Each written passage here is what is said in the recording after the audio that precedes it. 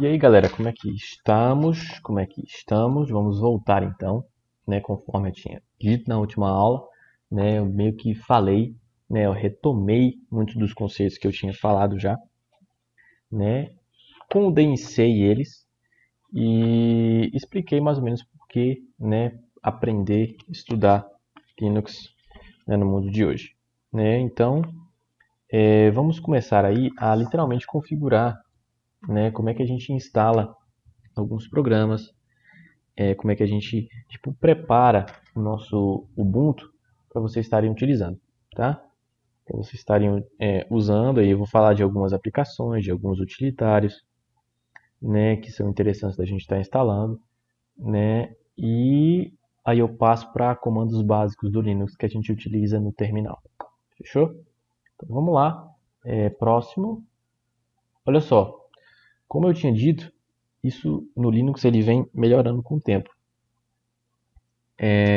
A gente vê isso porque no Windows, né? Eu costumo sempre comparar, né, com o Windows quando a gente está dizendo a instalação de programas, porque foi literalmente o sistema operacional que eu mexi quando eu era criança.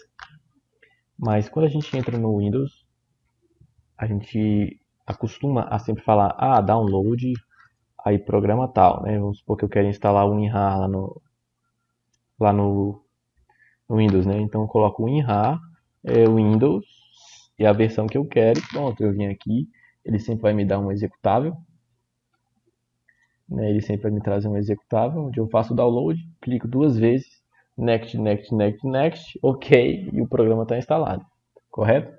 Então, eu vi muita gente que literalmente reclamava, né, dessa filosofia que não era aplicada ao Linux, que instalar um programa no Linux, né, era um pouquinho mais complicado. Mas você percebe que a lojinha, né, de software, que é justamente para poder melhorar essa interação com o usuário, para poder instalar programas, né, tem melhorado com o tempo. Né, que no Linux, pelo menos essa parte de instalação, ela muda um pouco, mas ela vem melhorando também. Visual Studio, né, ele é muito interessante. Você literalmente clica duas vezes, ó, ele é um editor, mas é um editor para programador, tá? Em que ele tem uma interface interessante, onde muda a cor conforme a linguagem que você está programando.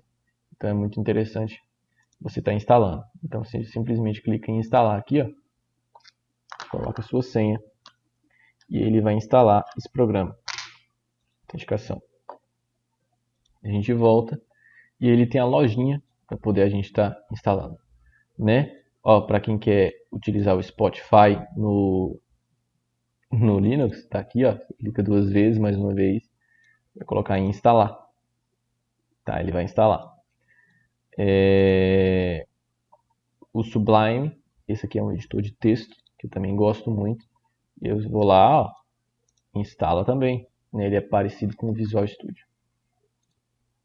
O que mais? O GNU, isso aqui para quem não sabe, o GNU e o GIMP, eles são software, né, livres para manipulação de imagens, né, sabendo que você não tem um Adobe Photoshop, um Fireworks da vida, né, aqui para o Linux, mas tem as ferramentas nativas deles, que são tão boas quanto, mas tem que saber mexer. E eu confesso que eu não sei mexer direito, mas é muito bom ter também, né, é sempre bom aprender. VLC é o reprodutor de vídeo, tá? Um ótimo reprodutor de vídeo.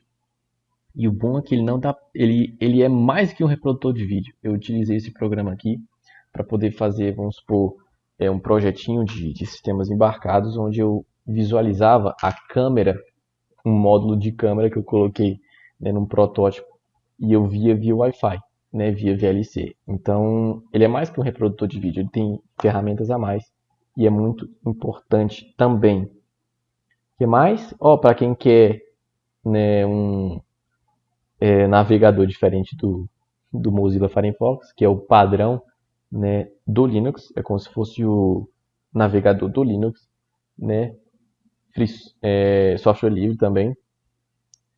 Tá aqui o Opera, também você clica duas vezes e instala, tá vendo? Bitwarden, deixa eu ver, Audacity.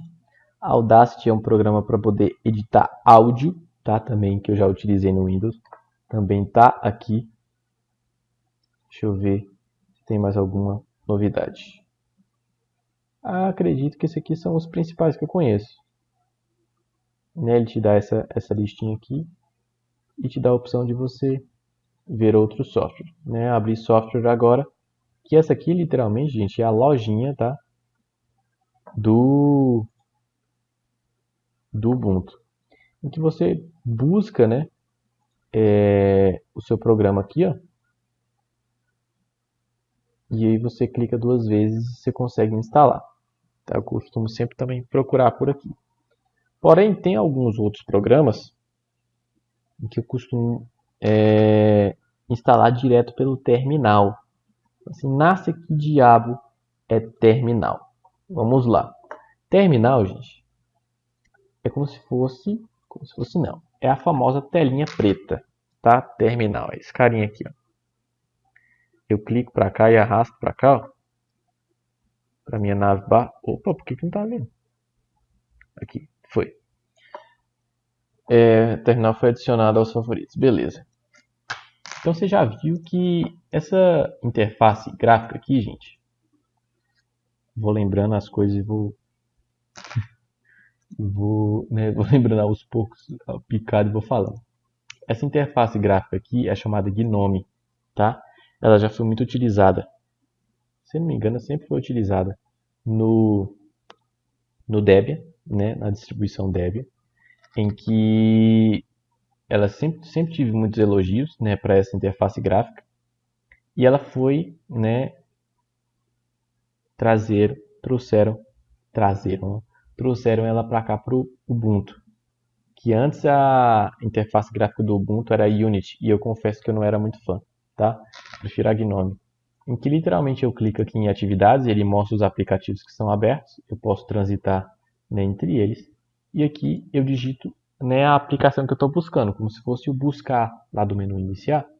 Então eu digito aqui, né, o programa que eu quero, e ele vai listar para mim. Fechou? E aí quando você quer trazer o programa para o favorito, você clica, arrasta e traz ele para cá. Entendeu? Monitor do sistema, né, gerenciador de dispositivos, enfim. Tem muita coisa para a gente estar vendo aqui. Mas o que eu estava falando era do terminal. Terminal, gente, é literalmente essa telinha que é presente em todo o sistema Unix, que é como se fosse a interface gráfica de quem gosta de operar o sistema operacional por comandos. Sabendo que um mouse e toda essa coisa bonitinha que aparece aqui pra gente é simplesmente para facilitar a nossa interação. Mas tudo dá para ser feito por meio dessa telinha preta. E a gente vai conhecer, né, conforme for passando as aulas. Né, esse aqui é justamente um curso básico para vocês aprenderem isso. Então essa telinha preta aqui se chama terminal e dá para você fazer tudo por aqui. Né? Existem servidores em que não tem essa interface gráfica, porque a interface gráfica pesa muito, né? Pesa processamento. E para um servidor, se você souber mexer na tela preta, para ele ficar o mais leve possível e com a melhor performance possível, se você souber mexer só no terminal, já é muito bom, tá? Então esse aqui é o terminal. Uma outra coisa que eu queria destacar aqui é o arquivo.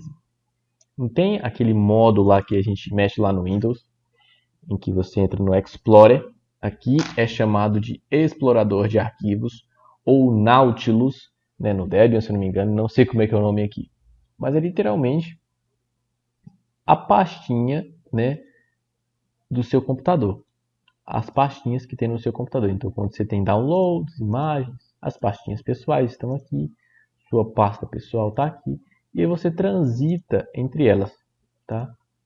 Você clica em propriedades, ó. Então não é muito diferente do Windows, pelo que a gente está vendo aqui, né? Tem muita coisa parecida, né?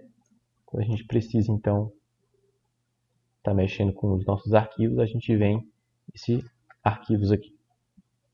Uma outra coisa que eu queria destacar antes da gente começar seria o pacote LibreOffice. Para quem não sabe, tem o pacote Office, que contém o Word, o Excel, o PowerPoint, né? Todo o pacote Office lá do Word. E o pacote de editores de texto do Linux é o LibreOffice, em que o LibreOffice Writer é como se fosse o Word, o Impress é como se fosse o PowerPoint, o Calc é como se fosse o Excel, tá? Então todos aqui, software livre, pode utilizar sem medo de ser feliz, sem precisar pagar ou craquear.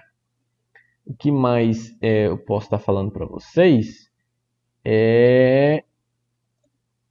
deixa eu ver, aqui os outros aplicativos, né, que a gente está trabalhando e tudo.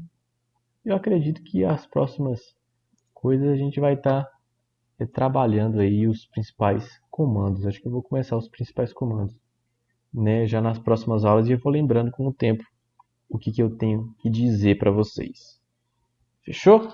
Então valeu, galera, já está dando 10 minutos mesmo a aula. Até a próxima aula, onde a gente vai dar continuidade, né, a aprender um pouco mais sobre o Ubuntu e como é a sua estrutura. Beleza? Valeu demais.